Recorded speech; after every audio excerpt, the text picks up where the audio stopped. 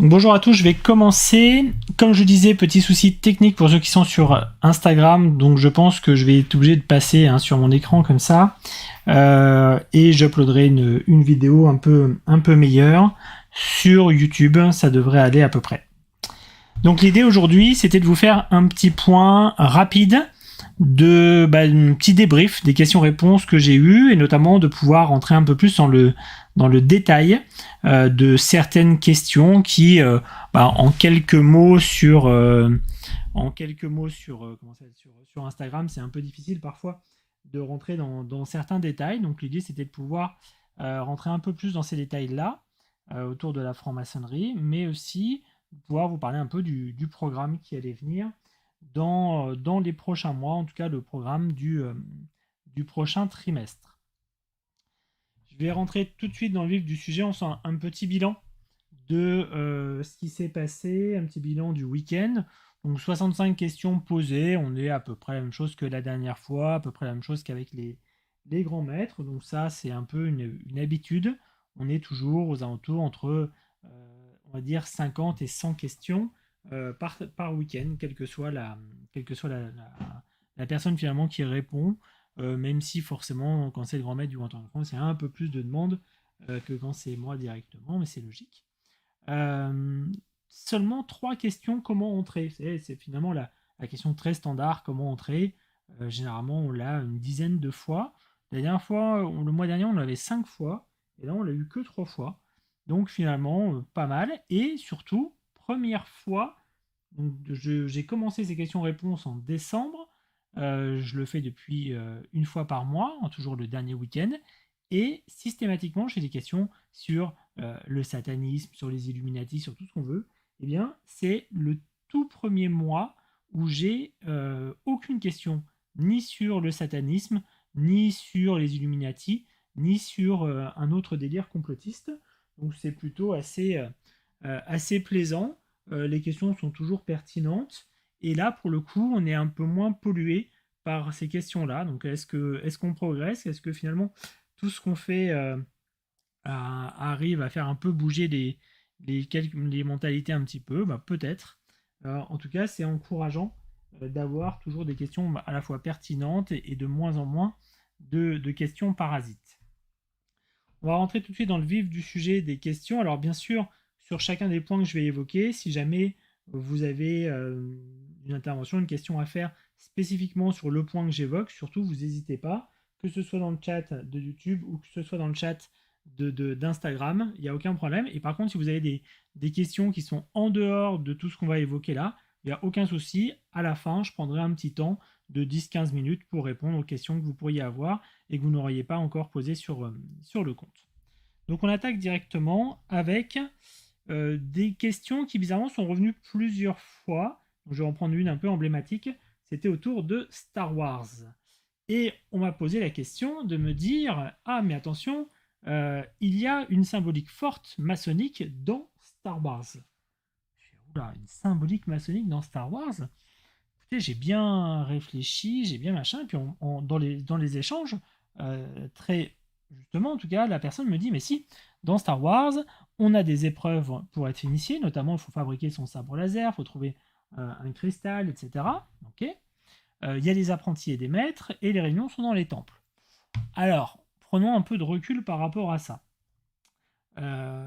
Pour les Jedi, effectivement, dans les épreuves qu'ils ont, il faut qu'ils fabriquent leur sabre. En franc-maçonnerie, on n'a pas d'épée, ou dans certains rythmes, c'est quand même très rare, donc on fabrique rien du tout.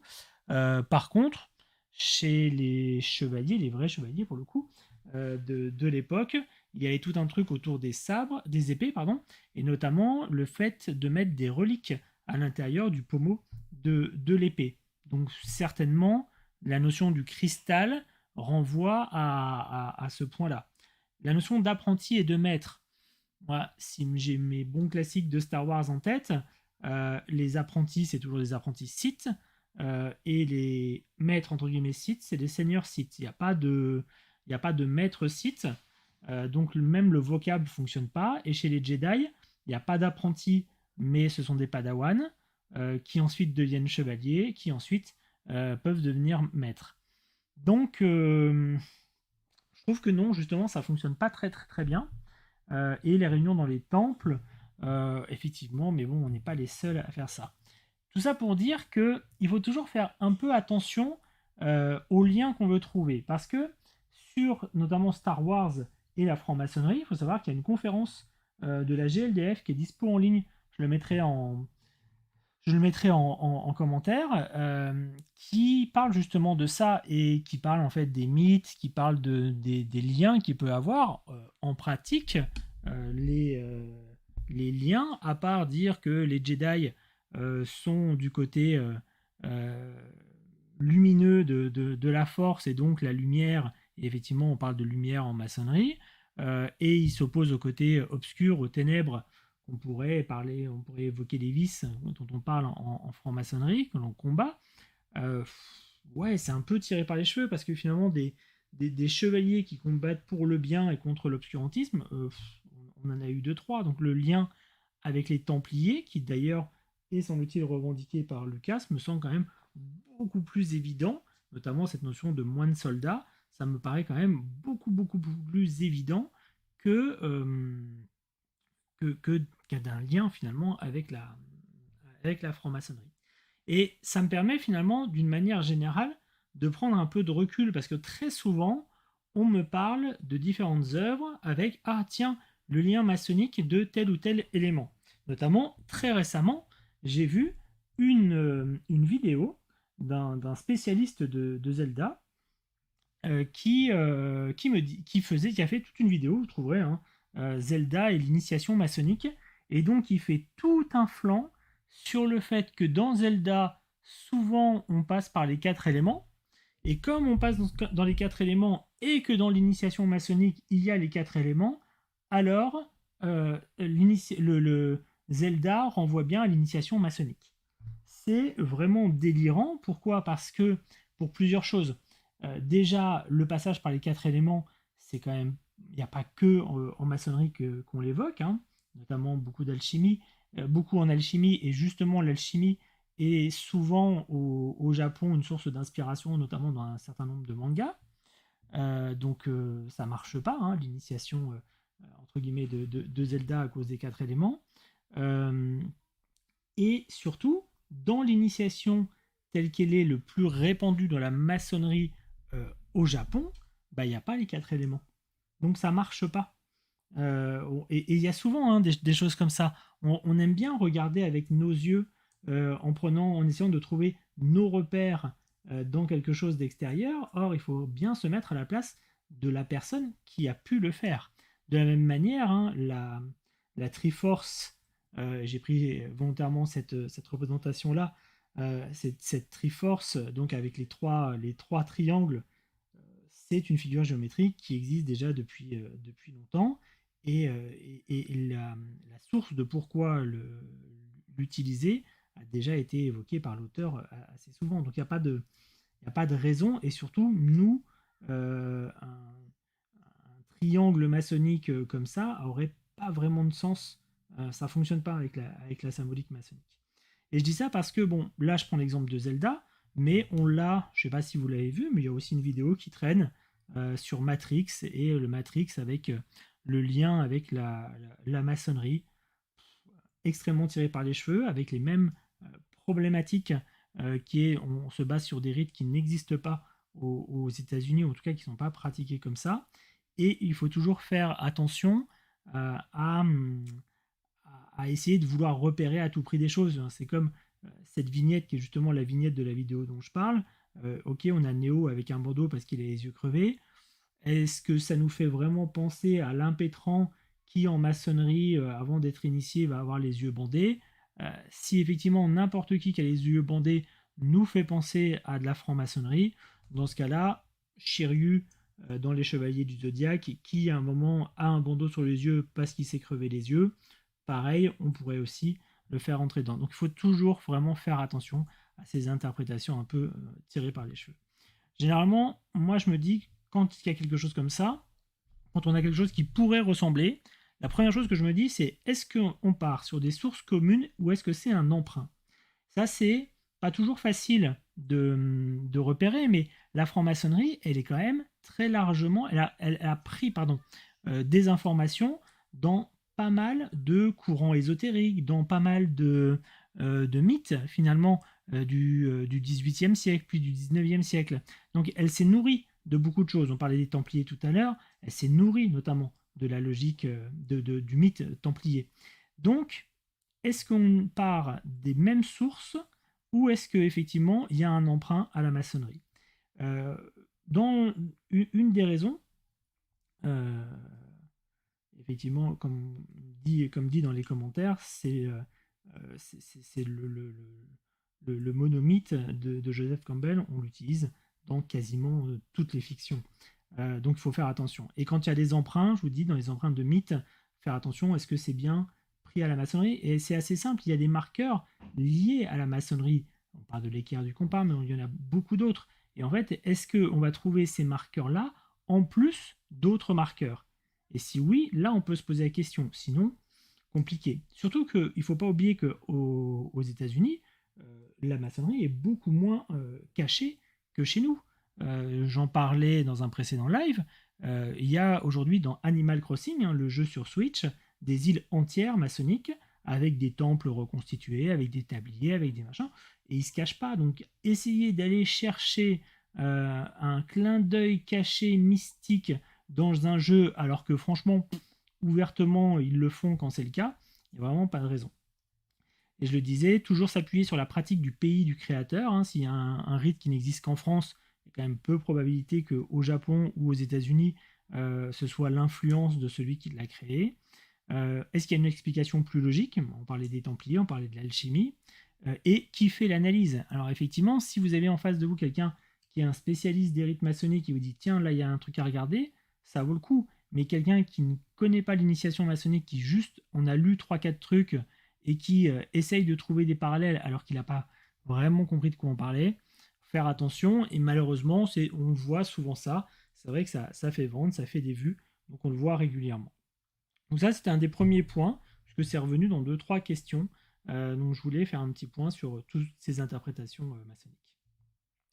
Ensuite, quelques questions, c'est la première fois, donc je le salue, mais quelques questions sur moi, sur mes goûts, sur mes influences, etc. Donc c'était assez amusant. Alors c'est vrai que euh,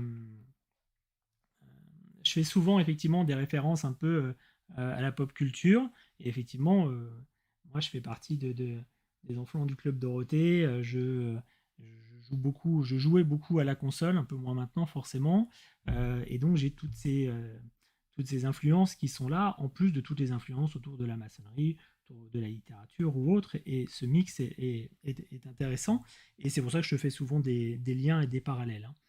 Hein. Il y a, je pense à ça, puisque j'ai oublié de le remettre dans ce slide, j'ai évoqué, on m'a demandé quels sont les personnages historiques qui me touchaient le plus, ou qui m'inspiraient le plus, et j'ai cité le chevalier de Saint-Georges et le général Dumas, qui sont deux francs-maçons noirs de l'époque révolutionnaire et post-révolutionnaire, qui ont beaucoup compté dans l'histoire de France et qui, notamment du fait de leur couleur, ont été un peu rayés de l'histoire, voire même complètement rayés de l'histoire.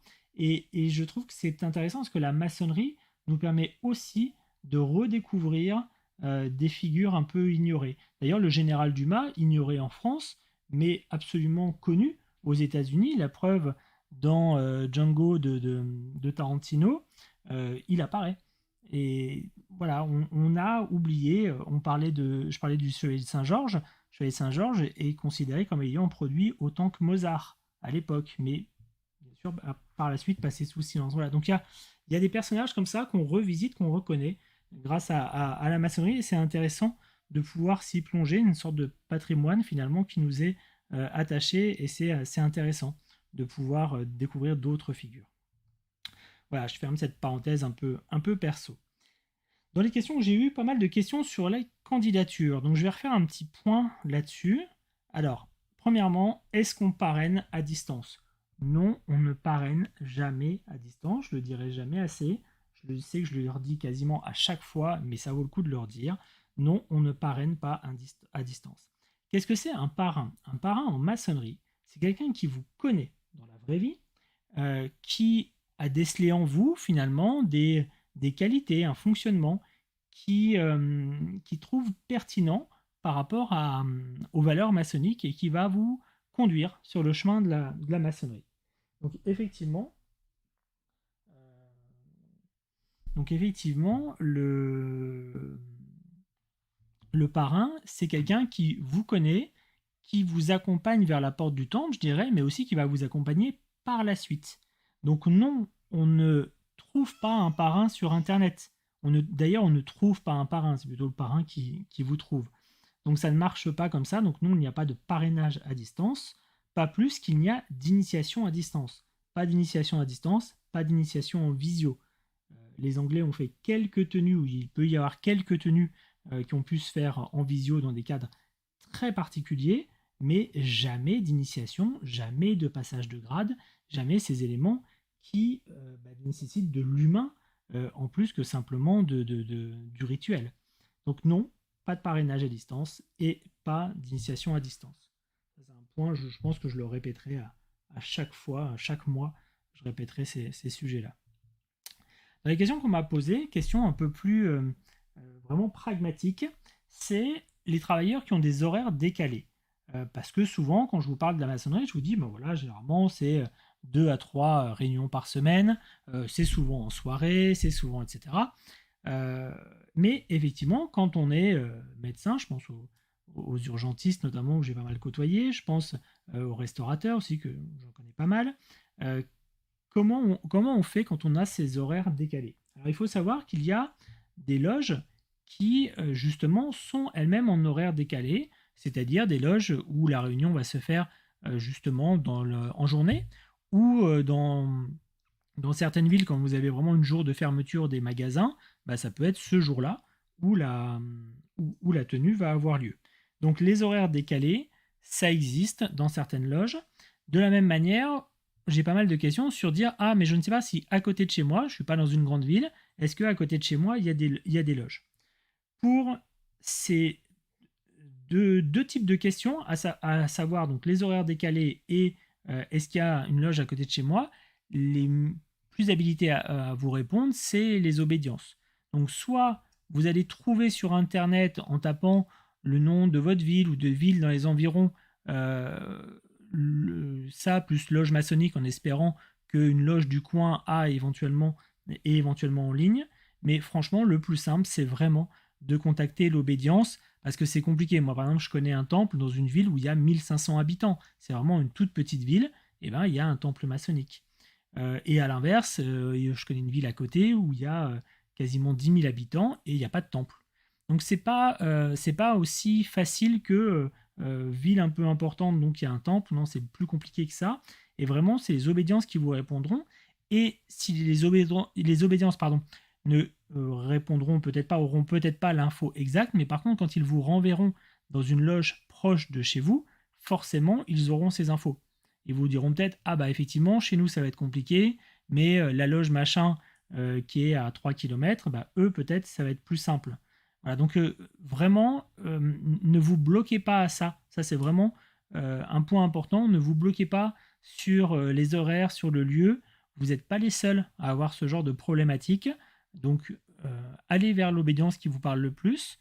Prenez contact avec une loge proche de votre domicile et échangez avec eux sur ce genre de problématique. Je connais aussi une loge qui, justement, pour un médecin urgentiste, savait très bien que du jour au lendemain ou d'une semaine sur l'autre, peut-être la personne ne serait pas là à la tenue et avait pris en compte ces éléments-là, même si la présence est obligatoire, mais ils avaient pris en compte cette notion qui était spécifique à cette personne. Donc il n'y a pas de souci.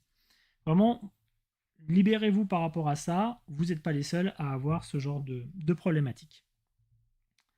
Ensuite, j'ai eu pas mal de questions sur comment se préparer. Alors, sur plusieurs registres. Hein. Se préparer pour les enquêtes, se préparer sur le bandeau, ou même se préparer pour l'initiation.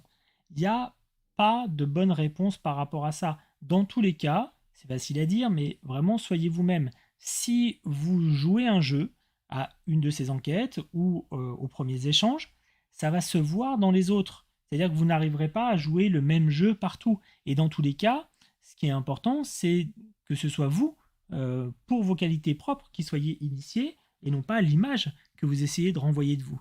Donc vraiment, dans tous les cas, soyez vous-même, soyez détendu et faites confiance. Alors c'est compliqué. Quand vous avez un parrain, c'est plus simple, un parrain ou une marraine, hein, bien sûr. C'est plus simple parce que vous avez confiance en lui ou en elle et vous le laissez un peu plus porter. C'est plus compliqué dans les candidatures spontanées, je le sais puisque moi ça a été mon cas, parce que finalement, même si vous les avez rencontrés, même si vous avez eu les enquêtes, même si vous avez eu pas mal d'échanges, mais c'est des gens que vous ne connaissez pas. Eh bien, il faut réussir à faire confiance. C'est pas toujours évident, mais il faut se laisser porter, il faut faire confiance, il faut au maximum essayer d'être soi-même. Euh, je sais que c'est pas simple, mais vraiment, faites-le. Et notamment pour l'initiation, faites-le. Si jamais vous avez vraiment beaucoup d'interrogations, vous avez forcément un contact dans la loge, hein, même si vous n'avez pas de parrain ou de marraine, ça peut être le vénérable maître ou la vénérable maître. Et dans ce cas-là, n'hésitez pas à passer un petit coup de fil pour dire voilà, là je suis inquiet, là il y a ça, il y a ci, j'ai une question. Franchement, ils sont là pour ça. Donc vraiment, allez les voir, demandez-leur si jamais vraiment ça vous paraît insoluble, mais dans tous les cas, soyez vous-même. Dans les autres questions qu'on m'a posées et qu'on me pose de temps en temps, il y a des questions, des conseils sur les planches. Alors, je ne donne pas de conseils sur les planches, jamais, pour plein de raisons. Première raison, c'est que de toute façon, les planches, elles sont différentes et elles sont perçues différemment d'une loge à une autre. Si vous êtes dans telle obédience plutôt qu'une autre, on va vouloir tel type de planche, et puis dans telle loge, on va être plus sensible à ceci ou à cela. C'est vraiment propre à la loge. Mais surtout, vous avez un officier, normalement, alors, sauf peut-être dans certains rites, je pense notamment à l'émulation, mais dans la plupart des rites en France, vous avez un officier qui est en charge de vous aider, de vous accompagner. C'est le surveillant, et vraiment, c'est lui, c'est à cette personne-là, lui ou elle, bien sûr, qu'il faut vraiment s'adresser. Je ne suis pas votre surveillant et je n'aurai jamais cette volonté-là. Pour ma part, j'essaye dans toutes mes vidéos, dans toutes mes actions, de communiquer essentiellement à destination des profanes, mais il est vrai, et c'est très agréable, qu'il y a aussi pas mal de francs-maçons qui me suivent et avec qui on interagit, et parfois aussi des plus jeunes maçons, jeunes apprentis ou tout juste compagnons, et qui me posent des questions sur ce genre de choses, et vraiment, je me refuse toujours à répondre à ça. Ce n'est pas, voilà, ce n'est pas mon rôle. J'essaie d'ouvrir la maçonnerie, de mieux la faire connaître, mieux la faire comprendre, mais je ne joue pas ce rôle de surveillant. Par ailleurs, je suis premier surveillant dans ma loge, mais voilà, c'est mon rôle dans ma loge et pas sur Internet. Ensuite, autour de la franc-maçonnerie, c'est une des premières fois, enfin dans les dernières fois, on m'avait parlé un peu des Rose-Croix, on avait parlé un petit peu de la dimension mystique. Pas de questions sur ce sujet-là cette fois-ci, mais par contre, on m'a parlé notamment des forestiers. Alors les forestiers, c'est intéressant, parce que finalement, ce sont des structures qui existent, qui sont, on va dire, cousines d'une certaine manière de la maçonnerie.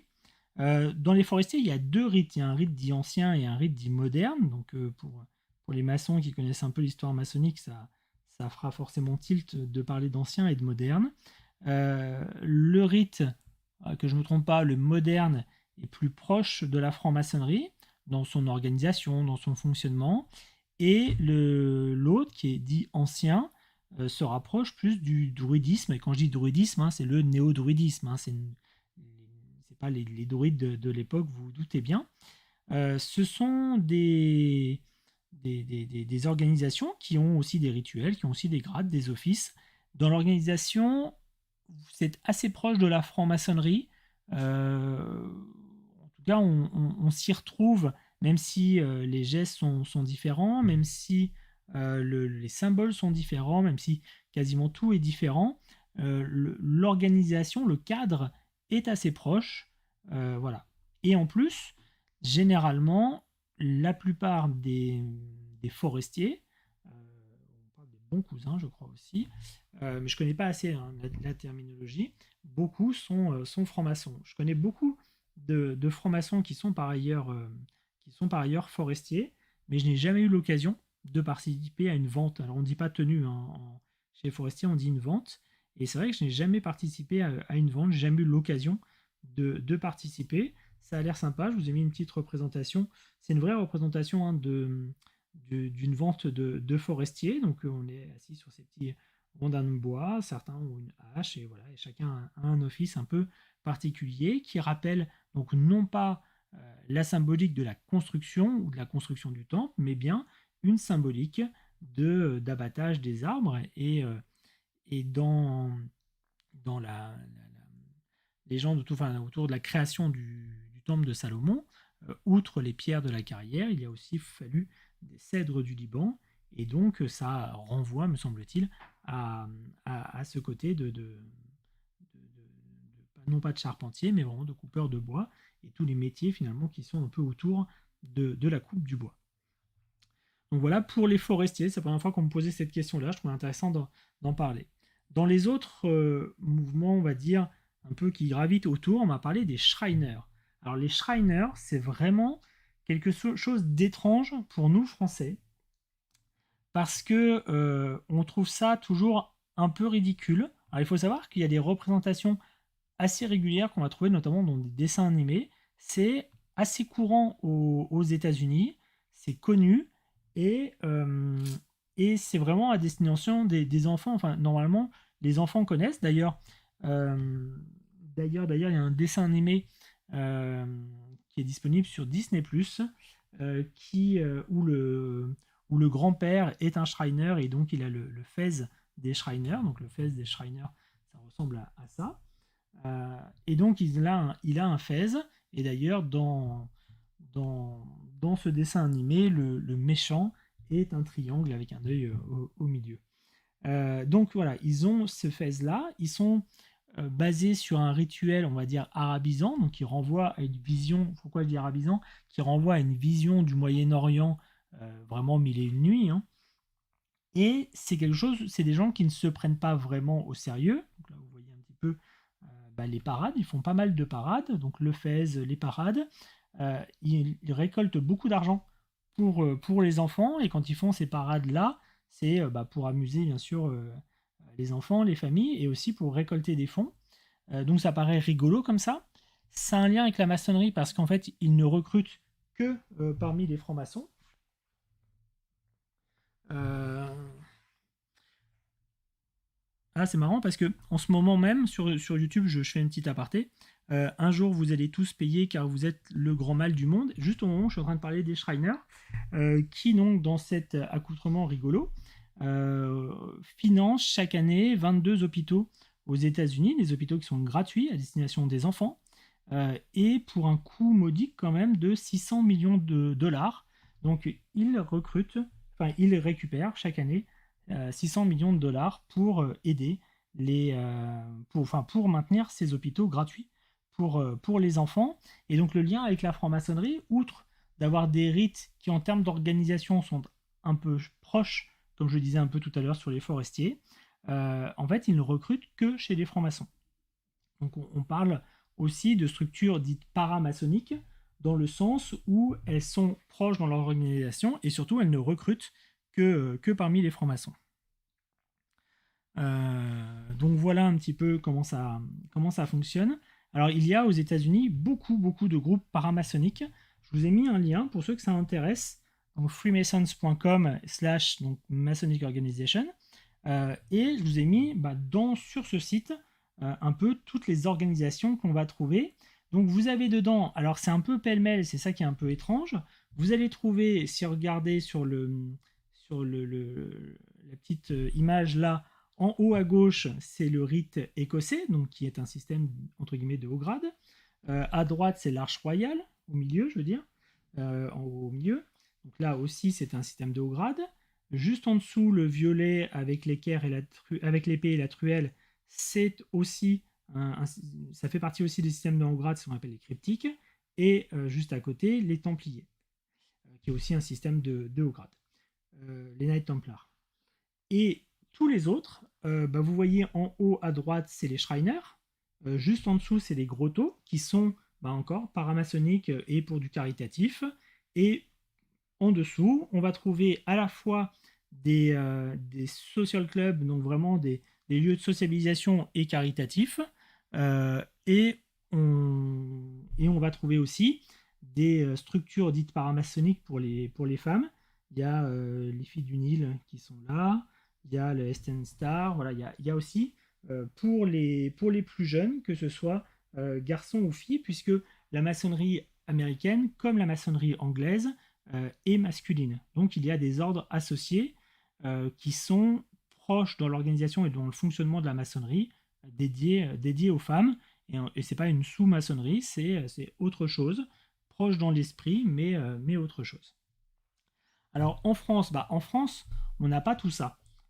En France, on a dans les obédiences les systèmes de haut grade un peu plus classiques, un peu plus sous forme d'échelle, un peu plus pyramidal.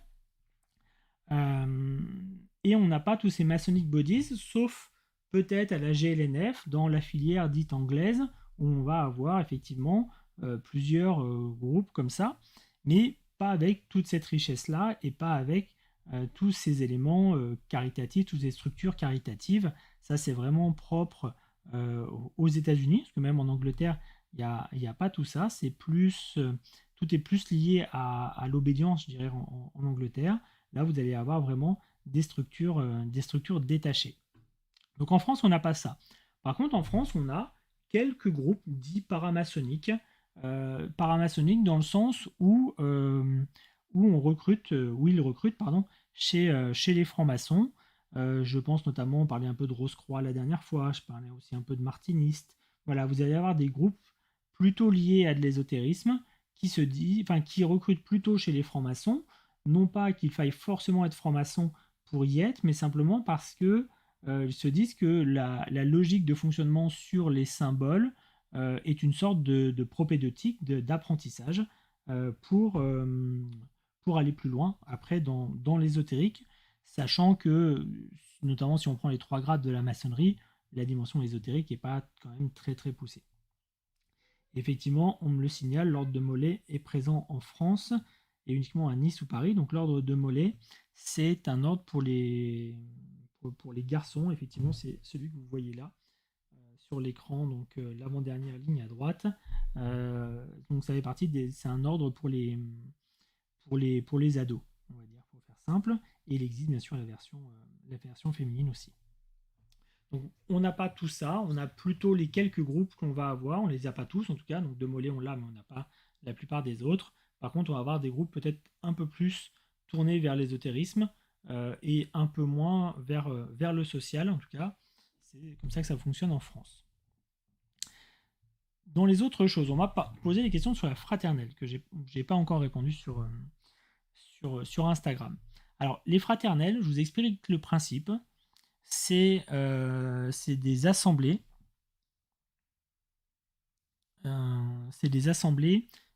Juste pour ceux qui sont en ligne, je remettrai le lien dans la description de tout à l'heure. C'était freemason.com.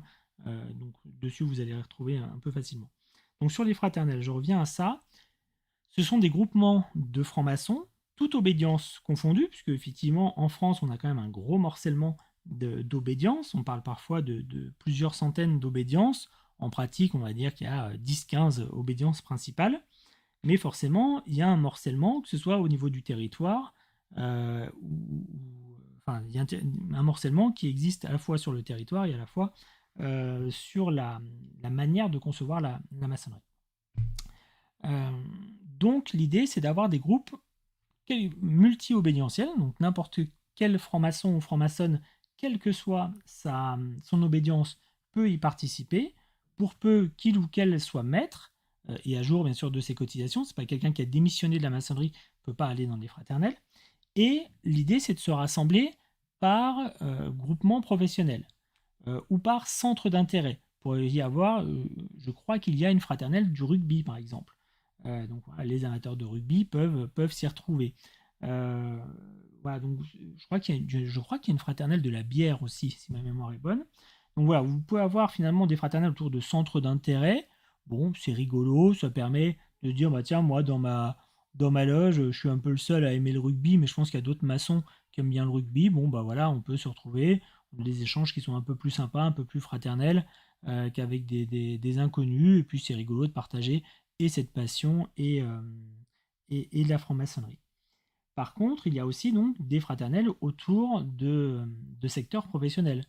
Vous allez avoir une dans le monde de la communication, vous en avez une dans le monde de l'informatique, dans celle que je connais, que je fréquente, dans l'éducation.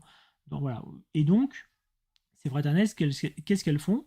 Elles se réunissent généralement une fois par mois ou une fois tous les 2 mois autour d'un déjeuner et d'une thématique qui est en lien avec leur secteur d'activité et souvent en lien avec l'éthique, les valeurs, en tout cas un lien avec la maçonnerie. Euh, voilà un petit peu comment ça fonctionne. Euh, et puis, ça permet aussi de connaître des gens qui ont la même profession.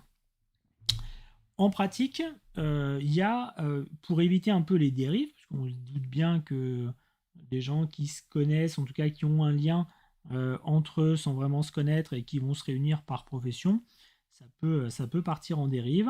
Donc il y a une fédération donc, du Cercle européen des fraternelles, qui chapeaute une trentaine de fraternelles, justement pour éviter un petit peu les dérives qu'il peut y avoir et contrôle un petit peu la manière dont ça fonctionne. Donc ça met plutôt ça permet d'améliorer, je dirais, un petit peu le suivi de ces fraternelles. En pratique, quel est mon avis? Moi, j'ai fréquenté quelques fraternelles. Là, forcément, avec le Covid, c'est plus compliqué. Ouais, je pense qu'aujourd'hui, les professions sont organisées autour d'événements, de veille, etc., qui sont quand même beaucoup plus pertinents que ce qu'on voit dans les fraternelles.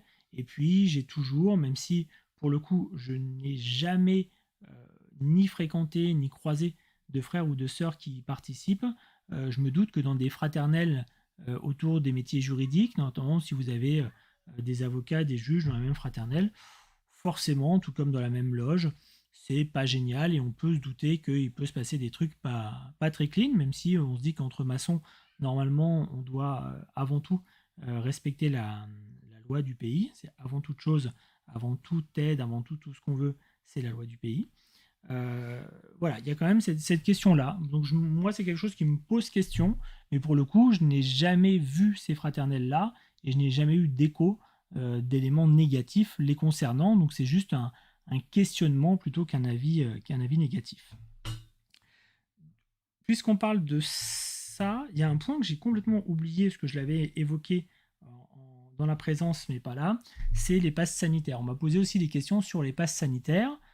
Aujourd'hui, les passes sanitaires, les obédients sont en train de se positionner pour dire oui, il vous faut des passes sanitaires pour aller en tenue. Et justement, comme je le disais, on se doit, et dans nos serments, avant toute chose, on respecte la loi du pays. Donc si c'est un point qui nous est imposé, normalement on est censé le respecter, ce qui ne veut pas dire qu'on ne va pas, dans certaines loges, pouvoir discuter sur le sujet, qu'on va pas pouvoir avoir des débats animés certainement sur le sujet. Je connais un nombre non négligeable de frères ou de sœurs qui sont très opposés au pass sanitaire, donc je pense que ça va être musclé, mais avant toute chose, on est censé respecter la loi du pays, et de toute façon, là, les obédients sont en train petit à petit de donner leurs infos de ce qu'il faut respecter dans les tenues. Sachant que, sans rentrer dans la polémique, bien sûr, là-dessus, mais il faut voir que, effectivement, dans les cultes, on n'a pas besoin de passe sanitaire, mais généralement, les lieux de culte sont assez grands. Nous, pour ceux qui ne connaissent pas, les temples maçonniques, c'est souvent assez petit, assez exigu, donc il n'y a quand même pas beaucoup de circulation d'air, même s'il y a des aérations qui peuvent être mises. Moi, je pense que si on devait se lier à une législation, si on devait se rapprocher d'un autre type d'organisation, c'est vraiment les cinémas. Pour moi, le fait d'être enfermé dans une pièce pendant 2 heures, 3 heures, et avec une circulation d'air qui n'est pas toujours géniale, c'est vraiment les petites salles de cinéma qui devraient être notre métronome de ce que nous, on devrait faire. Voilà. Ça, c'est qu'un avis perso, et encore une fois, on suivra les avis des obédiences, et je ne doute pas qu'on aura beaucoup d'échanges dans les loges sur le sujet, notamment les loges qui parlent de sujets sociétaux. Dans les autres éléments, On a pas mal parlé, alors à la fois sur Instagram et sur Twitter, de l'antimaçonnisme. Alors l'antimaçonnisme, c'est bien, on en a eu une belle démonstration tout à l'heure sur YouTube.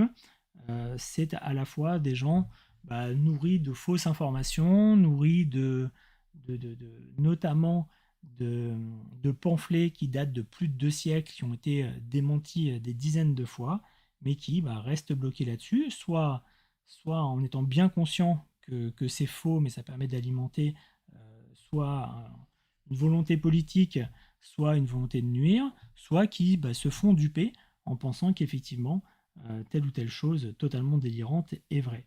Et pour ma part, je pars du principe que plus on communiquera, plus on sera ouvert, non pas en disant on est géniaux, on est fabuleux, on est machin. Aujourd'hui, il y a des travers aussi dans la maçonnerie. Je pense que j'ai fait une vidéo il n'y a pas très longtemps, la semaine dernière, sur le sujet. Donc il n'y a pas que des éléments positifs et c'est pas le monde des bisounours.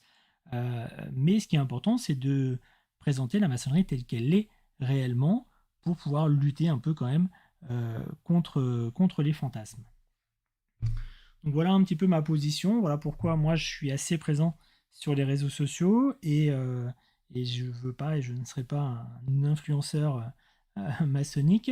Par contre, mon souhait c'est plutôt que un certain nombre de frères et de sœurs s'emparent de ces mêmes outils, quitte à les aider bien sûr pour ça, et qu'on soit nombreux, d'une part à pouvoir donner une information claire, mais surtout lutter contre les informations fausses que l'on va croiser. Aujourd'hui, vous avez des vidéos totalement délirantes sur la maçonnerie qui font des centaines, voire des millions de vues sur YouTube et donc qui font quand même beaucoup de mal euh, à la réalité de ce qu'est la franc-maçonnerie. Et je pense qu'on devrait lutter avec plus d'armes sur ce genre de sujet, mais voilà, on n'est pas encore au top là-dessus. Je vais essayer avec plein d'autres de bouger un petit peu les choses. En tout cas, on est assez confiant sur la suite parce que en parallèle, on est quand même très inquiet de voir dans les manifestations, les dernières manifestations, pas mal de pancartes apparaissent.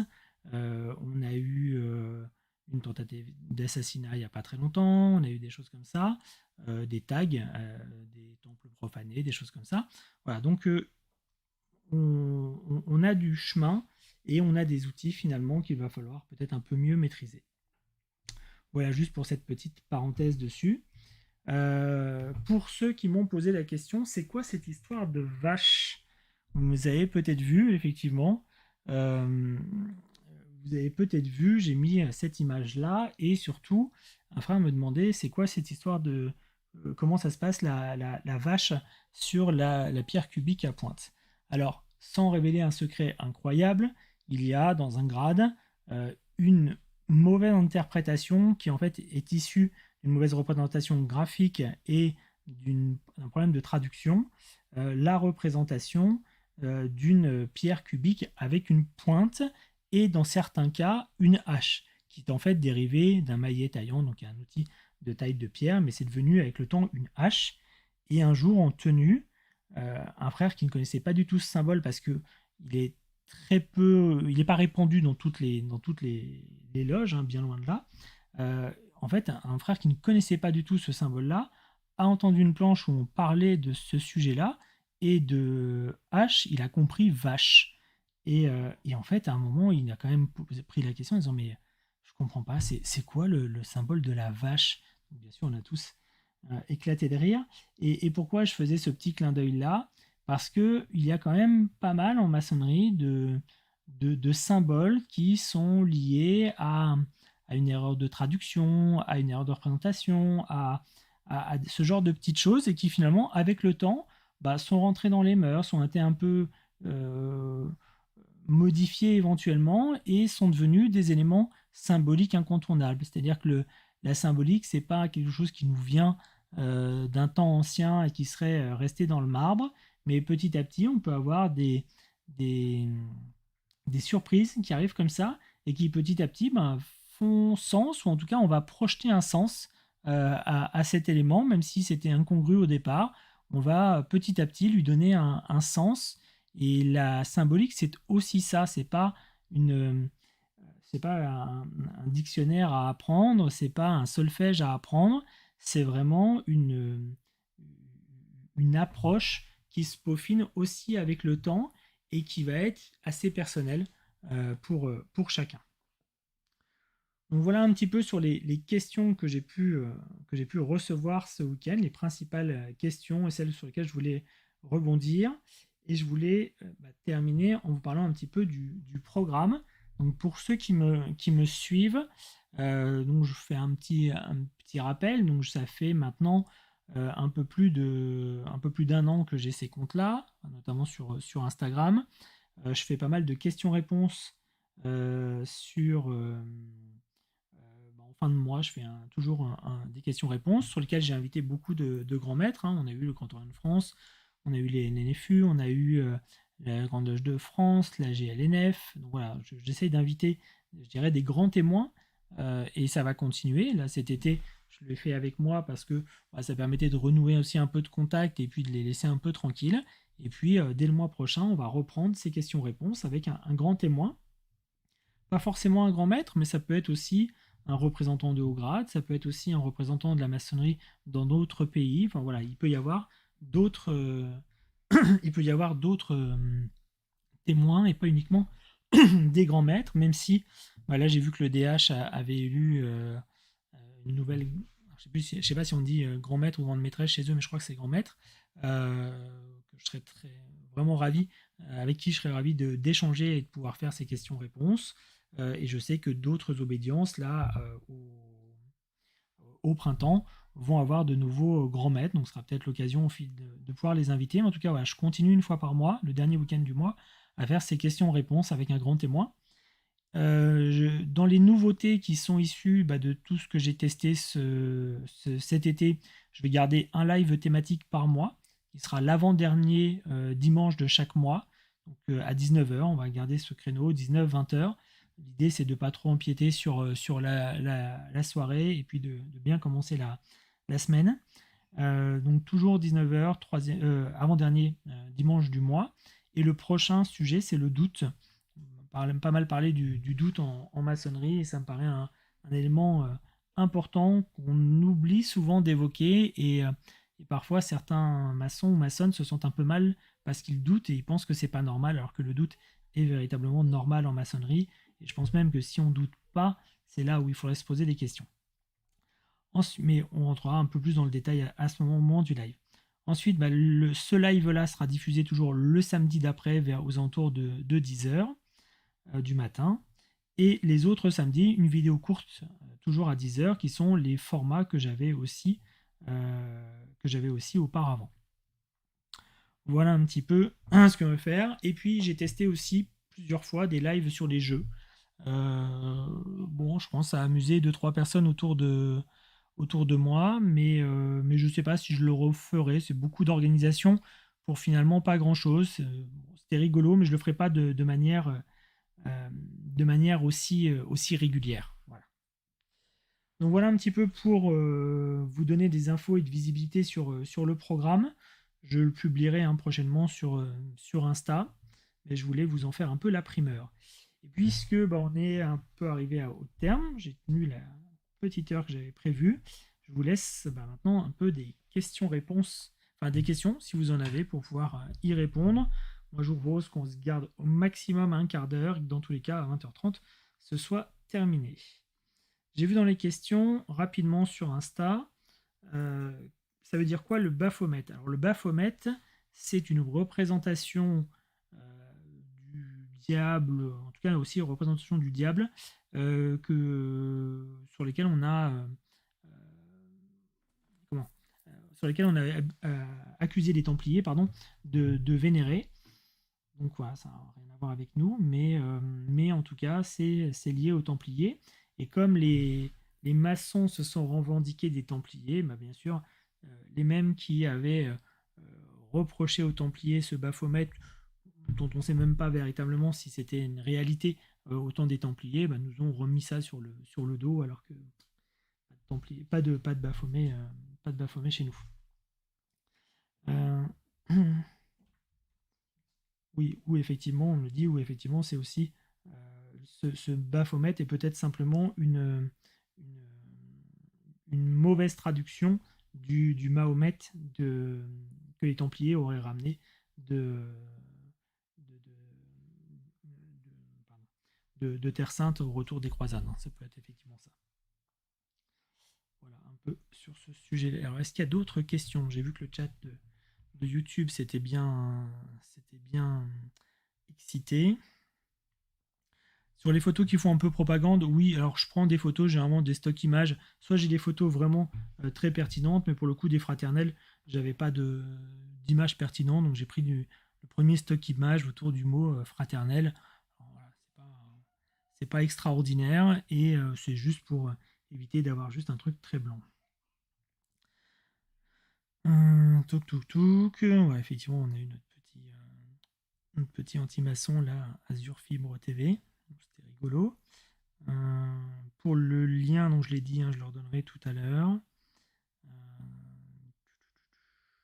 Voilà, bon, pas d'autres questions dessus. Sur Instagram, on me parle de l'égrégore. Alors, l'égrégore, déjà, ça n'existe pas. On en parle dans certains rites. Alors, je dis ça avec des petites pincettes parce qu'en fait, c'est pas dans le rituel, mais on a l'habitude d'en parler, notamment au RE2A et un peu au français. Memphis Misraïm, peut-être, je suis pas sûr, mais pas partout. Donc l'égrégore, c'est finalement, mais si vous allez sur internet, vous aurez une meilleure définition que la mienne certainement. C'est finalement, je dirais la force qui se dégage quand on est tous réunis. C'est-à-dire que quand on est tous ensemble, dans cette optique aussi de la maçonnerie, donc avec ces rituels, avec ces gestes communs, avec cette fraternité qui nous unit, finalement, il se dégage de cette ambiance-là quelque chose qui est un peu plus grand que simplement une réunion de copains qui vont boire des verres. Et ce lien-là, c'est l'égrégore qui peut-être nous pousse plus loin dans nos réflexions, et dans la quête finalement de nous-mêmes. Donc c'est finalement cette assemblée, cette force qui est liée au fait qu'on soit ensemble, tous ensemble, avec peut-être pas un objectif commun, il ne faut peut-être pas exagérer, mais en tout cas avec ces éléments communs de rituel et qui génèrent quelque chose qui est assez indicible. C'est-à-dire que même l'égrégore à décrire, c'est un peu compliqué parce que c'est vraiment de l'ordre du ressenti. Alors, dans les autres questions, quand je parlais des Shriners, je disais qu'il existait un dessin animé sur Disney où on pouvait voir un personnage. Quel est le dessin animé, s'il te plaît, par curiosité? Alors, je suis un peu nul parce que c'est pas, comme ça fait pas partie des dessins animés de mon enfance, je ne les ai pas forcément en tête. Je vais le retrouver dans une seconde.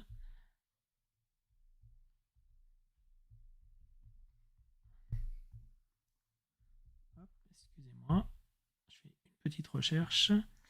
Et c'est les mystères de Gravity Falls. Gravity Falls. Et donc vous allez avoir à la fois le grand-père un peu bourru qui est Shriner avec son petit fez sur la tête, et le grand méchant dont je ne sais plus le nom, qui est en fait un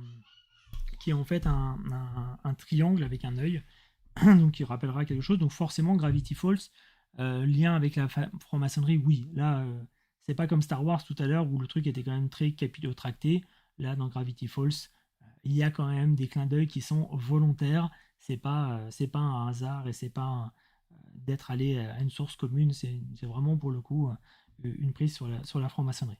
De la même manière, hein, les Simpsons, quand les Simpsons font les tailleurs de pierre, c'est pas un hasard, oui, c'est en lien avec la franc-maçonnerie et c'est une caricature, une petite parodie de la franc-maçonnerie.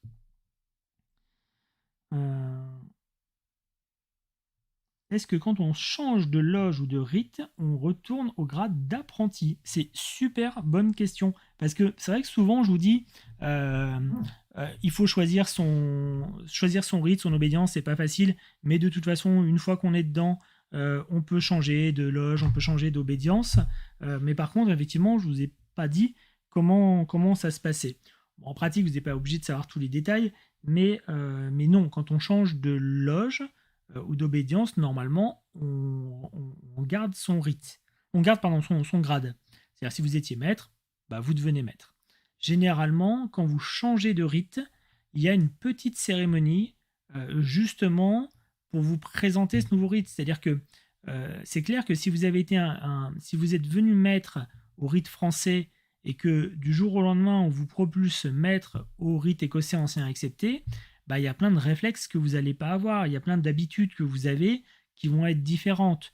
Donc vous allez être un peu pas très à l'aise, notamment au début. Donc il existe une petite cérémonie justement pour essayer de vous donner déjà un peu des bases dedans et puis pour marquer le coup de changement de rite et pour vous marquer l'importance qu'il va falloir avoir de travailler pour appréhender ce nouveau rite aussi bien que vous appréhendiez votre ancien rite. Donc pas de, pas de régression entre guillemets en termes de grade quand on change, avec une petite particularité. Aujourd'hui, ça, ce que je vous dis, c'est valable dans toutes les obédiences françaises qui se reconnaissent. De la même manière en Belgique ou dans les pays limitrophes, hein, d'ailleurs. Mais par contre, il y a des obédiences qui ne se reconnaissent pas entre eux. Par exemple, en France, le Grand Orient de France et la GLNF ont des rapports cordiaux, échangent un certain nombre d'informations, mais il n'y a pas de reconnaissance. Donc, typiquement, normalement, si vous êtes au Grand Orient de France et que vous voulez aller à la GLNF, comme ils ne reconnaissent pas le caractère, le fait d'être franc-maçon à ceux qui ne sont pas reconnus par la Grande Loge Unie d'Angleterre, vous devriez recommencer au grade d'apprenti. Donc ça, c'est le seul cas particulier, c'est de vouloir aller à la GLNF. L'inverse n'étant moins vrai, généralement, quelqu'un qui vient de la GLNF vient dans les autres obédiences avec son grade.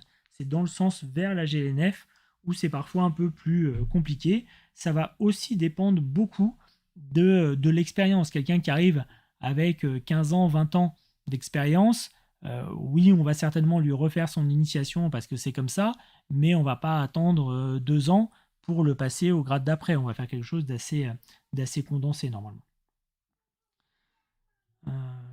Dans les autres questions, on me dit avec les contextes sanitaires, les initiations, passage de bandeau, etc., ça va être compliqué. Bah oui, on s'est déjà adapté, hein. Maintenant, ça fait un certain temps qu'on vit avec le Covid, même en tenue. Donc, on s'est adapté. On a parfois changé quelques éléments dans certains rituels.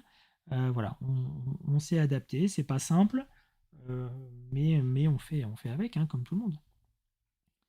Ensuite, le rite Memphis-Misraïm se rapproche d'un courant de pensée dit hermétique. Alors, Memphis-Misraïm, c'est donc un rite lié à l'Égypte, égyptisant, qui est lié à l'égyptophilie qui est issue de la campagne d'Égypte de Napoléon. On est dans cette idée-là. Et donc, il y a un engouement très très très fort pour l'Égypte, et donc on crée des rites égyptiens, sachant qu'il existait déjà des choses un peu similaires, quelques-uns en France, mais surtout en Italie. Donc c'est une évolution un peu tout ça. Il y a une dimension beaucoup plus ésotérique que dans les autres. On parlera beaucoup plus d'alchimie, on parlera beaucoup plus de courants ésotériques. On fait un petit peu attention à pas aller n'importe où sur Memphis-Misraïm. Comme il y a beaucoup de petites obédiences, faites un peu attention, parce qu'il peut y avoir des dérives dans certaines. Voilà. Mais c'est un très beau rite quand il est bien fait. C'est vraiment un rite très très pertinent. Et on nous parle du film de Laurel et Hardy, Les Compagnons de Nuba. Alors, si vous ne l'avez pas vu, je vous invite à le voir, Les Compagnons de Nuba. C'est un film de Laurel et Hardy, où effectivement, ils sont pas Schreiner, je crois qu'ils sont Grotto, enfin, c'est l'autre, hein, c'est assez proche. Et ils ont une réunion annuelle de leur obédience, on va dire, de leur ordre. Et voilà, bien sûr, c'est Laurel et Hardy, donc c'est assez ludique. Mais effectivement, c'est étonnant de les voir habillés comme ça. Si vous ne l'avez pas vu, je vous invite à le voir. Dans le rituel on voit un petit bout de rituel, c'est pas si éloigné de ce qui se passe vraiment chez les Shriners, donc je vous invite à aller le voir, quoi. Alors, je regarde assez rapidement. Donc, l'égrégore on repose une question sur l'égrégore. Est-il commun à toute la maçonnerie où chaque obédience constitue son égrégore? C'est un peu, encore une fois, je l'ai dit, mais la notion même d'égrégore, elle n'est pas partagée par tous les rites ou par toutes les obédiences, hein. Donc on fait un peu attention à ça. Mais l'idée, c'est de dire, voilà, quand vous avez des gens assemblés au même endroit avec le même projet, entre guillemets, ça crée quelque chose, effectivement, une force supplémentaire qui est à la fois une force qui émane des gens, mais aussi qui va les nourrir, hein. Ça marche un peu dans les deux sens. Je suis pas très à l'aise là-dessus. Pourquoi? Parce que c'est dans ma loge mère, on en a vaguement parlé, mais ça fait pas partie des éléments très présents dans ma loge mère et dans les autres loges dont je suis affilié ou je suis affilié, pardon. Il n'y a pas d'égrégore. On parle pas d'égrégore. Donc, je suis pas très à l'aise avec ce symbole pour le coup.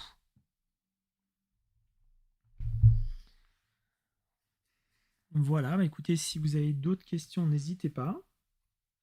Il est 25, j'avais dit à 30 on arrête. Donc je prends encore une ou deux questions si jamais vous en avez.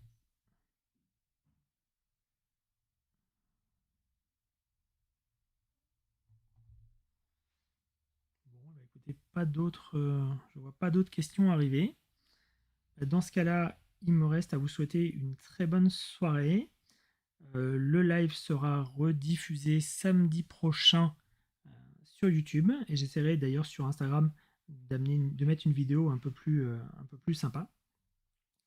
Et puis on se retrouvera pour le live la prochaine fois, donc d'ici 3 semaines, mais je vous informerai dessus et on parlera du doute.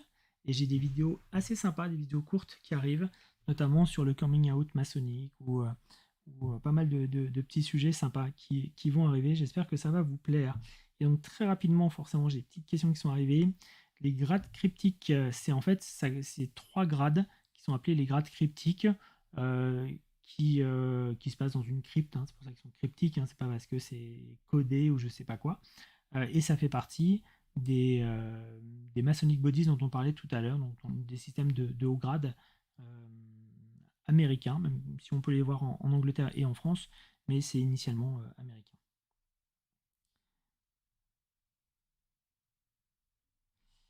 Voilà, bah écoutez, merci à tous. Très bonne soirée. Si vous avez encore des questions, n'hésitez pas sur Instagram à me les mettre ce soir. Et puis, bah, j'y répondrai gentiment sur mon compte. Sur ce, très bonne soirée à vous tous. À bientôt. Et n'hésitez pas si vous avez des questions. Merci, au revoir.